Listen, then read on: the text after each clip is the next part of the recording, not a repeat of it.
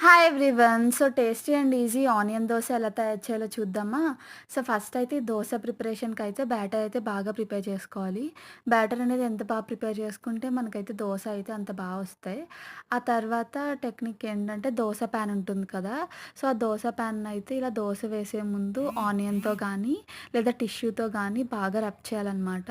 So, దానివల్ల దోసలయితే బాగా వస్తాయి. సో, ఆ తర్వాత దోస వేసుకొని మనమైతే నీట్‌గా ఆనియన్స్ అండ్ క్యారెట్స్ ఉంటాయి కదా! ఫైన్‌గా చాప్ చేసుకున్నవి.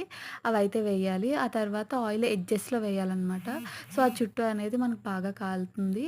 సో, ఇలా దోస అనేది బాగా హీట్ అయ్యి, బాగా కాలిన తర్వాత మనకనిపిస్తుందనమాట. ఒక పేపర్‌లా వస్తుంది.